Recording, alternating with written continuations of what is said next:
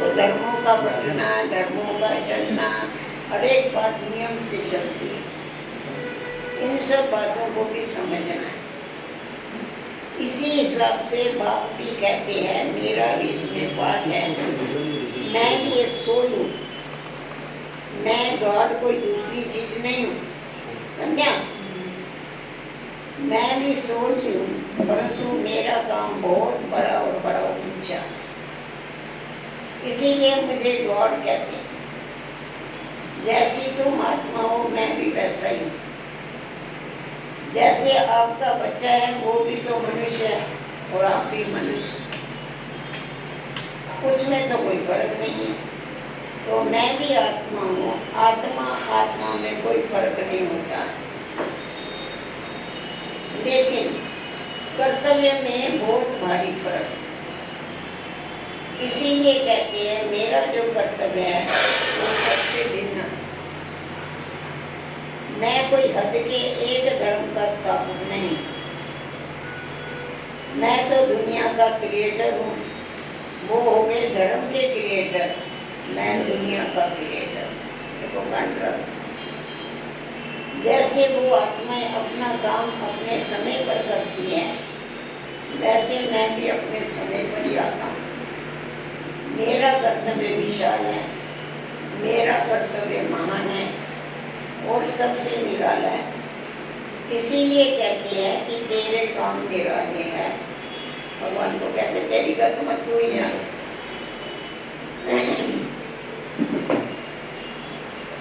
उनको सर्वशक्तिवान भी कहा जाता है। चलता है क्या अभी ये? जा रहा है? नहीं, जा नहीं रहा है, वो रिकॉर्डिंग कर रहा है। अच्छा अच्छा, ये ठीक है। बाद में उसको हाँ, बाद में देख सकते। Very good. वो हो गए धर्म के क्रिएटर। जैसे वो आत्मा अपना काम अपने समय पर करती है, वैसे मैं भी अपने समय पर आता हूँ। मेरा कर्तव्य विशाल है, मेरा कर्तव्य महान है और सबसे निराला है। इसीलिए कहते हैं तेरे काम निराले। उसको सर्वशक्तिवान भी कहते हैं। सबसे शक्तिशाली काम है आत्माओं को माया के बंधनों से छुड़ाना और नई दुनिया का सैपलिंग लगाना।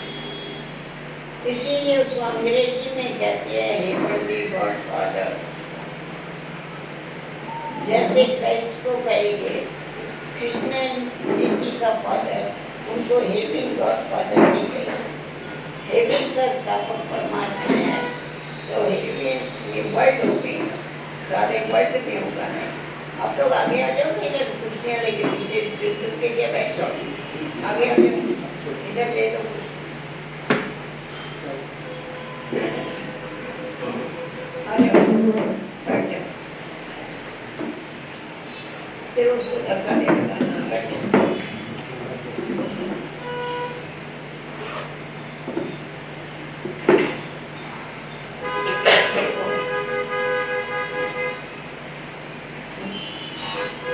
उनको सर्वशक्तिवान भी कहते हैं। सबसे शक्तिशाली काम है आत्माओं को माया के बंधन से छुड़ा। बरोबर है ना? सबसे शक्तिशाली काम और नई दुनिया की सैपलिंग लगाना।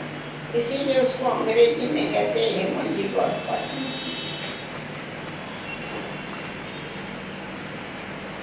हेवन का स्थापक परमात्मा है, तो हेवन सारी वर्ल्ड है, सभी सिर्फ भारत होता है, सारा वर्ल्ड ही हेवन हो गई ना। आगे आ जाएगा। हेवन कोई एक धर्म नहीं है, तो वो वर्ल्ड का स्थापक हो गया और उस वर्ल्ड में एक धर्म एक राज होता है। एक धर्म नहीं, परंतु उसके वो जो दुनिया स्थापन करता है उसमें एक धर्म एक राज होता है। तत्व आगे सब चेंज हो जाएगी। इसीलिए उसको कहते हैं हेवनली गॉड फादर, सारा चेंज। दूसरा गॉड इज ट्रूथ कहते हैं। हेवनली गॉड फादर क्यों कहते हो बताया? अभी गॉड इज ट्रूथ कहते हैं। तो ट्रूथ क्या चीज है? किसमें वो ट्रूथ है, किसमें सत्य है, ये भी समझने की बात है। कई समझते जो सच बोलता है वही गॉड है, गार्ड कोई और चीज नहीं है, बस सच बोलना चाहिए, यही गार्ड है गए। वो कैसा गार्ड होगा सच बोलना?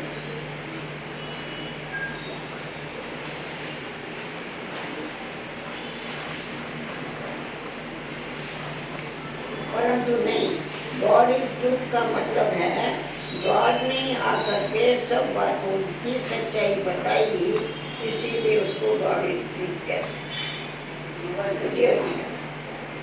बरोबर है ना? पहले तो हम गलत फहमी में थे, सब बातें गलत थी। गॉड इज ट्रूथ माना गॉड इज ट्रूथ बताता है, समझा? उसमें ही सच्चाई है, तब तो उसको नॉलेज ट्रूथ कहते हैं। Ocean of knowledge, ocean of bliss, God is knows. तो जरूर विशेष कुछ जानने की बात होगी, कहते हैं कोई बात होगी, कहते हैं गॉड नोज, भगवान को मानो। इधर ही बैठो भाई, एक इधर गीला करो, इधर ही बैठो, ले लो कुर्सी इधर आ। ये भी नहीं कि इसने गॉड इज नोज कहते हैं ना, तो जरूर विशेष कुछ जानने की बात होगी ना। तो वो कौन सी जानकारी है? ये इसने चोरी किया, गॉड नोज। उसने चोरी किया तो गॉड को मालूम पड़ गया नहीं ये काम। भले वो जानता कुछ भी, सब कुछ है, परंतु उसकी महिमा जो है ना, वो इसी पर है कि हमारी दुनिया में जो नीचे गिर गई है वो ऊंची कैसे चढ़ावे, इस चक्कर की बातों को वो जानता है, इसीलिए कहते हैं गॉड नोज। समझ में आया ना? अभी उसको क्यों क्या? परमात्मा को मालूम है। क्या मालूम है? तो गिरी हुई दुनिया को कैसे ऊपर उठाना। तो परमात्मा की महिमा उस तरीके से आती है जो मनुष्य से भिन्न है, क्योंकि उनका जानना सबसे भिन्न है। मनुष्य का जानना हद है, कहते भी है मनुष्य अल्पज्ञ है, और परमात्मा के लिए कहते वो सर्वज्ञ है। जिसको अंग्रेजी में नॉलेजफुल कहते हैं, यानी सर्व का ज्ञाता अथवा जानने वाला है। तो जो सर्वज्ञ है वो ही ट्रूथ कहा जाता है। यथार्थ बातों की नॉलेज जिसके पास होगी जरूर वो सबको देगा, है नॉलेज तो सबको देगा। अगर कुछ जाने दूसरों को न दे तो उससे हमें क्या फायदा? कुछ जाना और हमारे को नहीं दिया, हमको क्या फायदा? जानने दो, उसको जानता है, हमको क्या फायदा? जानने दो बोलते, परंतु नहीं, उसकी जानकारी से हमें कोई फायदा मिला है तब तो हम उसकी क्वालिफिकेशन गाते हैं, उसके पीछे पढ़ते हैं। समझा? कभी कुछ भी होता है तो कहते हे भगवान अब तू ये कर, खैर कर, रहम कर, मेरा दुख दूर कर। तो हम उससे मांगते हैं, पीछे पढ़ते हैं, उससे कुछ संबंध है ना, इसीलिए उस तरीके से उसको याद करते हैं। जैसे उसने हमारे पर कोई एहसान किया है, अगर कभी किया ही नहीं होता तो हम क्यों उसके लिए माथा कुटी करते? सीधी बात है।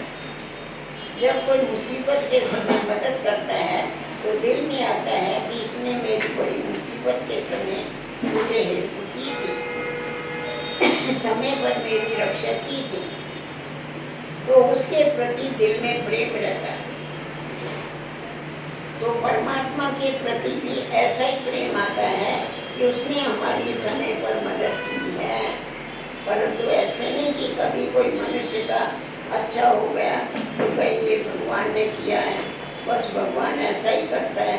लेकिन उसका बड़ा काम है, वर्ल्ड का काम है, दुनिया के संबंध की बात। एक का अच्छा करना नहीं, वो सारी सृष्टि का अच्छा करना। बाकी ऐसे नहीं कि किसी को थोड़ा पैसा मिल गया ये भगवान ने किया। ये तो हम भी अच्छे कर्म करते हैं, उस कर्म का हमको फल मिलता है। समझा? अच्छे बुरे कर्मों का हिसाब चलता है, उसका भी हम पाते रहते हैं। लेकिन परमात्मा आकर के जो कर्म सिखाता उसका जो फल है वो अलग है। अलग काल का सुख तो बुद्धि में आधार पर भी बुद्धि के आधार पर भी मिलता है। बुद्धि अच्छी है तो अच्छे कर्म होते हैं, उस आधार पर सुख मिलता है। परंतु उसने जो नॉलेज दिया उससे हम सदा सुख पाते हैं, तो परमात्मा का काम भिन्न हो गया ना। इसीलिए कहते हैं मैं ही आकर के कर्म की जो यथार्थ नॉलेज है वो सिखाता हूँ, जिसको कहा जाता है कर्म श्रेष्ठ, कर्म योग कहते हैं।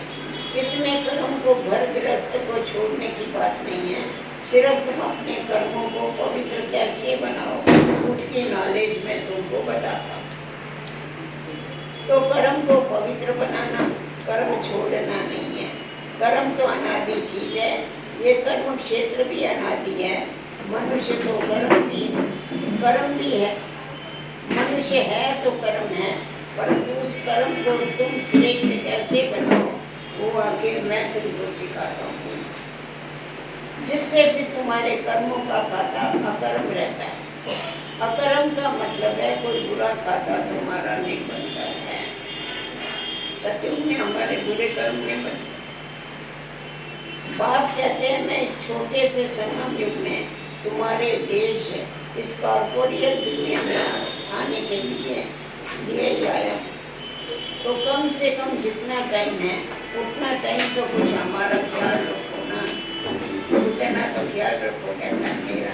अच्छा, बाबा के बने हो तो कम से कम इतना टाइम तो शुद्ध रहो ना तुम, फिर तो तुम्हारी ऐसी प्रालवट बन जाएगी तो तुम्हें उस दुनिया में मेहनत नहीं करनी पड़ेगी। अभी थोड़ी मेहनत की बात है, अभी तुम कैसे भी करके मर मिट के भी पवित्र रहने की प्रतिज्ञा, समझा, मर मिट के भी रहने की अपनी दृढ़ता रखो, अपनी धारणा में रहने का पूरा प्रयत्न करो।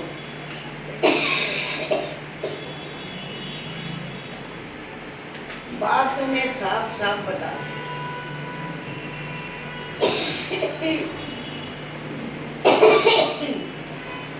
तुम सिर्फ इतने थोड़े टाइम के लिए ये मेहनत करो बस, मैं तुम्हें और कोई मेहनत नहीं कराता। तुम्हें जितना मिलता है उसकी वेट में कोई मेहनत नहीं, इससे जितनी प्राप्ति होती है उसकी वेट में तो कोई मेहनत नहीं। ऐसे नहीं सिर्फ कहते रहो कि मैं ये करूँगा, दुनिया क्या कहेगी, वो क्या कहेगी। अरे दुनिया क्या कहेगी छोड़ दो उसको, समझा। अभी ये दुनिया ही जाने वाली है।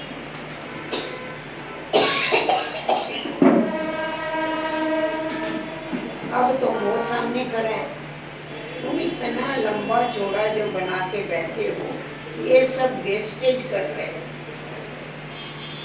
अभी बाप कहते हैं उस वेस्टेज को बचाओ। इस शरीर निर्वाह के लिए जितना चाहिए उतना भले करो, जितना तुम्हारा क्रिएशन के साथ हिसाब किताब है उतना करो। मैं कहाँ संभालूंगा, मैं थोड़े संभालूंगा, तुमको ही संभाल। नहीं तो कहिए बाबा तुम संभालना, नहीं संभाल।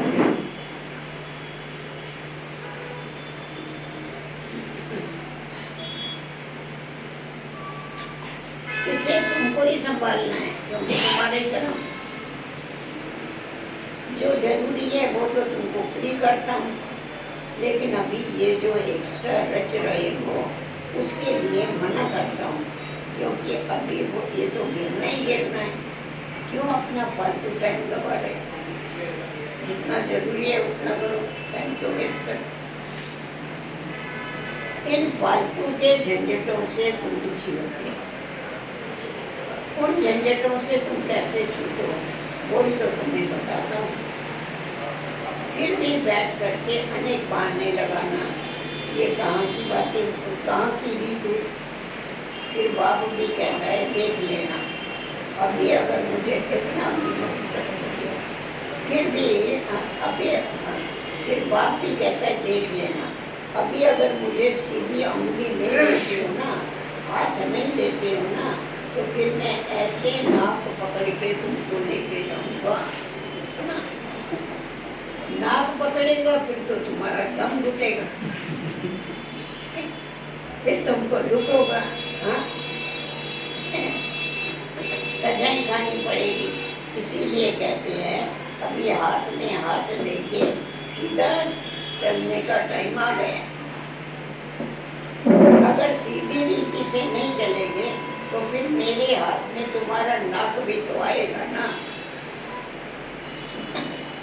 क्या जोर कर है, फिर देख लेना।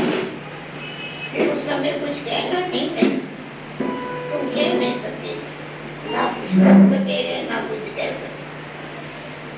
ये माँ है, समझा हमारी माँ तो ऐसे डांटेगी ना बच्चों को, बाप का नहीं सुनते किसका सुन के आगे। इसीलिए बाप कहते बच्चे अब तुम मेरे होकर के चलो, मेरे पास आकर के मेरी बातों को सुन करके अगर फिर कुछ भी नहीं किया तो उसके लिए बहुत बड़ी सजाएं खानी पड़ेगी। इसीलिए जिन विचारों को पता ही नहीं उनकी तो बात अलग है, बाकी जिन्हों को पता है जो बैठ के सुन के फिर उन्हीं बातों में गफलत की तो उनको तो उनकी तो खैर नहीं है। जैसे 10 गुना फायदा है वैसे 10 गुना उनका नुकसान। तब कहते अपने नुकसान को, घाटे को अच्छी तरह से समझो, अच्छी तरह से कुछ तो अपनी बुद्धि खोलो, अभी बाप से बुद्धि का योग लगाओ तो उनको ताकत में मिलेगी। तो इन सब बातों को समझो, भूलो मत। अभी ये जो समय चल रहा है ना, इसे पहचान, आंखें खोलो, बुद्धि खोलो और समय का पूरा पूरा फायदा लो, अपनी पूरी तकदीर जगाओ। कहते भी है जैसा संग वैसा रंग होता है, इसीलिए जिसमें अभी ये धारणा पूरी नहीं होगी तो माया के संग का रंग उनको लग जाए। तब तो कहते hear no evil, see no evil, talk no evil. कई ऐसे इविल्स हैं जो यहाँ भी कईयों को छोड़ते नहीं, फिर एक लोग दोष, संग दोष में एक लोग आ जाते, तो कहते ऐसे संग दोष से बचे रहना। ऐसे मत समझो कि संग दोष कोई बार है, यहाँ नहीं है। नहीं नहीं, यहाँ भी वो घूमते रहते, क्योंकि उनका राज है ना।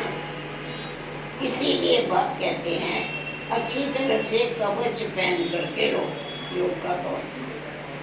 कवच होगा तो उसकी गोली लगेगी नहीं तुम्हें, योग का ही कवच है, ज्ञान की तलवार है तुम्हारे पास। इन सब अस्त्र शस्त्रों को अपने पास अच्छी तरह से संभाल के रखो, गिराना नहीं। सुना गया? आगे बोलो। कहते भी है जो करता है वो पाता है। ये तो भविष्य प्रारब्ध बनाने की बातें हैं, यहाँ तो प्रारब्ध नहीं भोगनी है, यहाँ तो कोई गुरु बन करके नहीं बैठना है, इसमें कोई मिसअंडरस्टैंडिंग नहीं करनी। इसीलिए ये समझाया जाता है। तो ये सब बातें ध्यान में रख करके अपने को सेफ रखना। यहाँ कोई खर्चे आदि की बात नहीं होनी चाहिए। अभी ये सब खर्चा दूसरों के कल्याणार्थ ही यूज करना है। एक एक पाई भी सब इसी कार्य में लगाए। अच्छा, वो समझा दिया। ऐसे बाप दादा और माँ के मीठे मीठे बहुत अच्छे खबरदार रहने वाले बच्चों के प्रति याद, प्यार और गुड मॉर्निंग।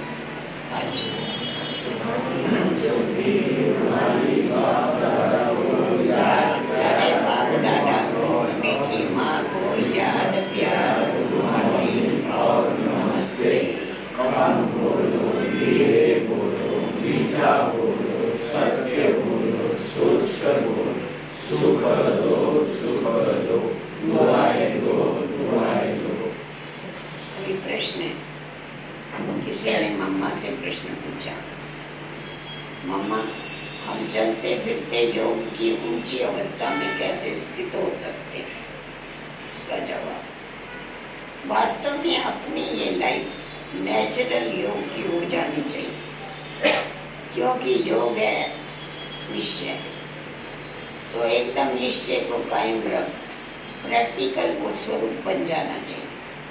निश्चय रूप बन कर्म इंद्रियों से कर्म करो। बल स्थूल स्थूल कर्म इंद्रियां कोई कार्य करती रहे, मगर खुद को उसी सुख स्वरूप अवस्था में लवलीन रहना। आपका चेहरा सदा सुख स्वरूप रमणीक दिखाई देगा। कोई भी अशुद्ध संकल्प विकल्प न रहे। ईश्वरीय आनंद में आंतरिक मगन अवस्था में रहो, तो फिर कोई भी अशुद्ध संकल्प विकल्प की उत्पत्ति नहीं होगी।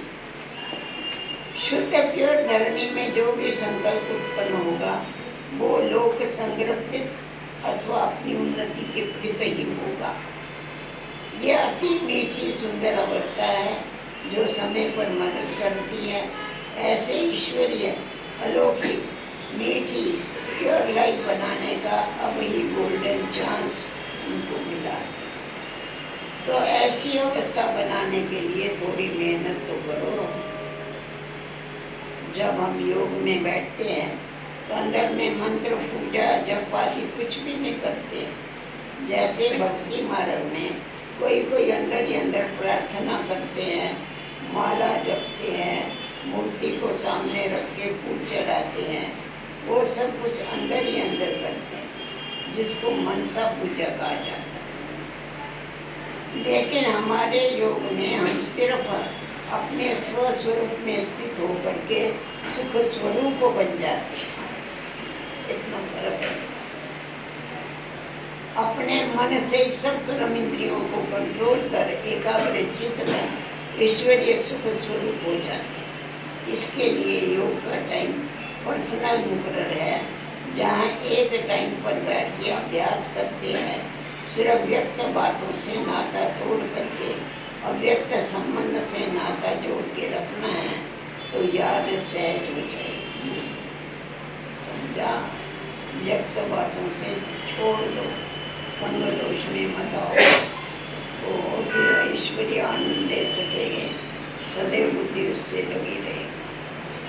वरदान बाप दादा के साथ द्वारा माया को दूर से मूर्छित करने वाले माया जीत जगत जीत भवा।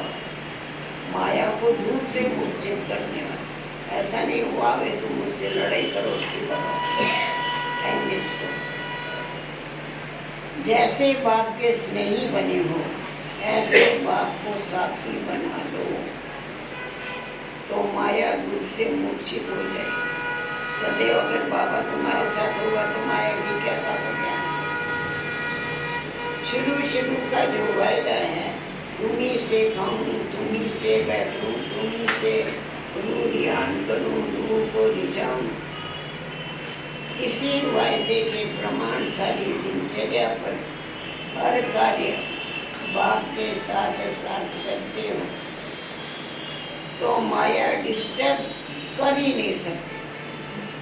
उसका डिस्ट्रक्शन हो जाता है। तो साथी को सदैव साथ रखो। साथ की शक्ति व मिलन में मगन रहने से माया जीत जगत जीत बन जाएगी। आज का स्वमान है, मैं माया जीत जगत जीत हूँ। स्लोगन, अपनी ऊंची वृत्ति से प्रवृत्ति की परिस्थितियों को चेंज करो। अपनी ऊंची स्थिति वृत्ति से प्रवृत्ति की परिस्थितियों को चेंज करो। चिल्लाओ मत, परिस्थिति अच्छी उसको चेंज करो, वृत्ति को ऊंचा करो। यह भी अव्यक्त इशारा। अव्यक्त स्थिति रूपी दर्पण को साफ और स्पष्ट करने के लिए सरलता, श्रेष्ठता और सहनशीलता। समझा? दर्पण कैसा साफ होगा? सरलता, श्रेष्ठता और सहनशीलता। इन तीन बातों पर ध्यान दो। सरल चित्त बन जाओ एकदम, मुलायम, उल्टा नहीं उठाओ कोई भी बात। फिर उसके बाद क्या होता है? सरलता, श्रेष्ठता। बाबा की याद में रह के कर्म करेंगे तो श्रेष्ठ कर्म ही होगा। श्रेष्ठाचारी बन रही है हमेशा याद रखो। और सहनशीलता, सहनशीलता नहीं होगी तो सरल स्वभाव बन नहीं सकता। इन 3 बातों को पर ध्यान दो। अगर तीनों में से एक बात की भी कमी है तो दर्पण में भी कमी का दाग दिखाई पड़ेगा। इसीलिए जो भी कार्य करते हो उसमें साधारणता दिखाई न दे, साधारणपन को श्रेष्ठता में बदली करो। जैसे साधारण कर्म करते मनुष्य वैसा तुम मत करो। हर कार्य में सहनशीलता और वाणी में सरलता को धारण करो, तब सर्विस में सफलता दिखाई देगी। सहनशीलता और वाणी में क्या करो? सरलता धारण, सहनशीलता और वाणी में सरलता धारण। ऐसा नहीं किसी को डांट मारते रहो, किसको कुछ बोलो। सरल स्वभाव होगा तो सरलता आ जाएगी। समझा? ये है मम्मा की मुरली। मम्मा की मुरली माना एकदम सरल, नया भी कोई सुनेगा तो उसको समझ में आएगा और बराबर गलती करेंगे तुम्हारा काम पकड़ेगी छोड़ेगी। बाबा बोलते हैं तुम्हारा नाक आखिर तो मेरे हाथ में आएगा नहीं आएगा। अभी तुम हाथ छुड़ा रहे हो तो नाक पकड़ूंगा मैं। नाक पकड़ेंगे तो श्वास घुटेगा, श्वास घुटेगा तो तुम्हारे को घबराहट होगी, माया तुमको मारेगी समाज। मम्मा तो मम्मा ही थी। मम्मा का होशियार मतलब था। मम्मा हमेशा कहती होशियारत किसको कहा है? होशियारत माना एक बारी जो भूल किया वो वापस रिपीट नहीं करना, इसको कहेंगे होशियार। ऐसा नहीं है भूलें होती रहे उसको कहो मैं होशियार। कहते कोई भूल हो जाती ना, खुद को छुपाने के लिए कहेंगे क्या करे होशियार नहीं, ये तो ढीलापन है हमारा। होशियारती का मतलब ये है कि एक बारी भूल करने के बाद रिपीट नहीं करना, ये है होशियार। और सहनशीलता की मूर्ति अंत की स्थिति भी हमने देखी, क्या स्थिति है। कितने मासों के मास मम्मा लेट नहीं सकी, इतना मम्मा को तकलीफ। प्रकृति जीतती, चेहरा तो चमकता था और शरीरपन का प्रयास बहुत किया। सारी रात बैठ करके और शरीरपन का प्रयास। तो अभी बाबा कहता था देखो बच्चे, ये भगवान का रथ है, इसका नंबर 1 है, परंतु इसका नंबर 1 है तुम्हारी माँ तो +1, बाप से भी ज्यादा पुरुषार्थ है। इसीलिए पहले लक्ष्मी पीछे नारायण, नारायण को पीछे करती है पहले बार। अच्छा आज गए सरकमटेंस भले कैसे भी हो, लेकिन निश्चय बुद्धि बचे सरकमटेंस में अपनी स्वस्थिति की शक्ति से सदा विजयी अनुभव करेगी। अगर हमारी स्थिति जो है शक्तिशाली है, कैसे भी सरकमटेंस अर्थात परिस्थिति हो उसके ऊपर हमारी विजय है। अगर हमारी स्वस्थिति अच्छी नहीं है तो क्या होगा? थोड़ी भी बात होगी तो मुझ जाएगी। उनकी माया से हार कभी नहीं हो सकती। चाहे दुनिया वाले लोग या ब्राह्मण परिवार के संबंध संपर्क में दोबारा समझे या कहे कि ये हार गए, लेकिन वो हार नहीं, वो जीत गए। चाहे दुनिया वाले लोग या ब्राह्मण परिवार के संबंध संपर्क में दूसरा समझे व कहे कि ये हार गए, लेकिन वो हार नहीं परंतु वो जीत है। स्वस्थिति से तुम डटे रहे तो कहेंगे देखो ये हार गए, इनमें ताकत नहीं है। सामने वाले ने इतना घमसान किया, इसने कुछ नहीं बोला, ये निर्बल है। सामने वाला ऐसा बोलेगा ये हार गए ना इसलिए इन्होंने कुछ नहीं बोला, पर वास्तव में ये हारना नहीं, ये जीतना है। इसको हारने को ये जीत लिया एक दिन वो तुम्हारे को मारने के लिए बैठेगा और पहले तो तुम्हारे लिए बोलेगा कुछ। तो इसीलिए सदैव तुम अपने स्वमान में रहो, निश्चय बुद्धि होके रहो, स्वस्थिति में रहो, तो सत्संग आएंगे और चले जाएंगे, उसका तुम्हारे ऊपर कोई असर नहीं होता। इसलिए बाबा हमेशा कहते हैं तुम बच्चों को योग का कवच पहन के रखना है, जो माया की तुमको बोझ ही नहीं बचा, क्योंकि माया दुश्मन में बहुत सकती है, तो इसीलिए माया को भी लगा। चलो भैया आज बरसात आ गई, बरसात होती नहीं, आज पहली बार इतनी बरसात आई है बम्बई की बरसात, और फिर लाइट भी गई है। ये तो हमने उधर से अपने बंदों फिर उधर से खींच के लिया है।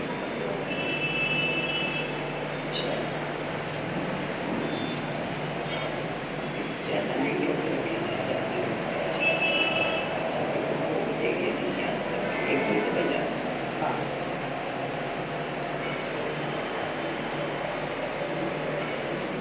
मम्मा का गीत और तो मम्मा 24 जून का दिन बत्तियाँ लगी महकने, गुच्छे अंगूर के भी लगे साथ सब कहने। 24 जून का दिन बत्तियाँ लगी महकने, गुच्छे अंगूर के भी लगे साथ सब कहने। माँ तेरी याद आई, वो बात याद आई, माँ तेरी याद आई, वो बात याद आई, माँ तेरी याद आई, माँ तेरी याद आई।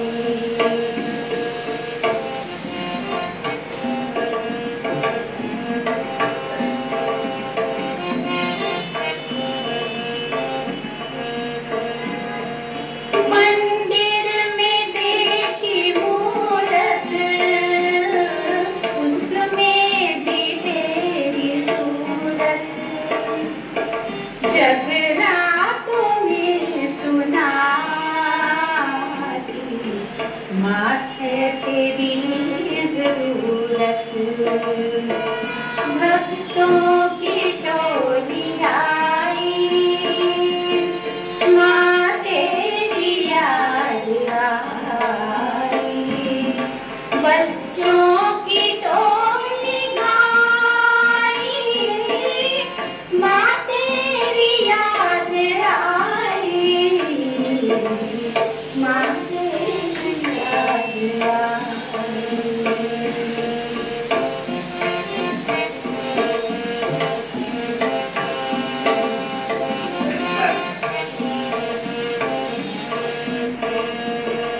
हो त्याग हो तपस्या, हो पालना तुम्हारी, हो त्याग हो तपस्या, हो पालना तुम्हारी, भगवान से फिर ज्यादा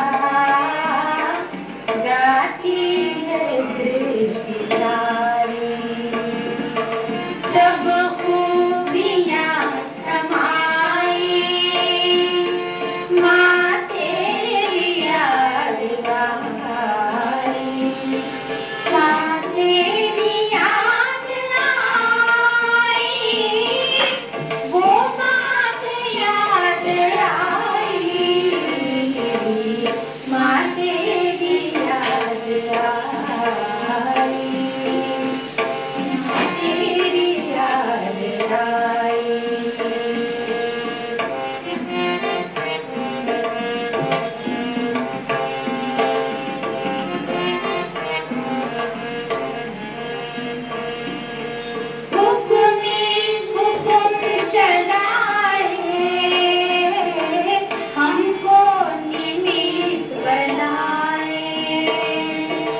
करन करावन हार बाबा अपने आप लाए।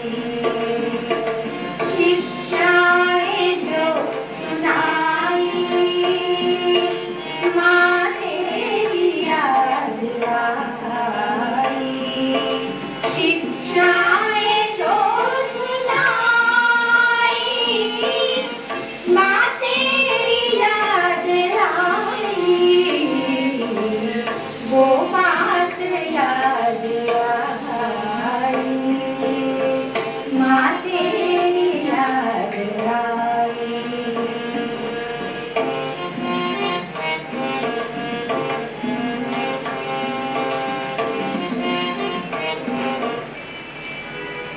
देखियो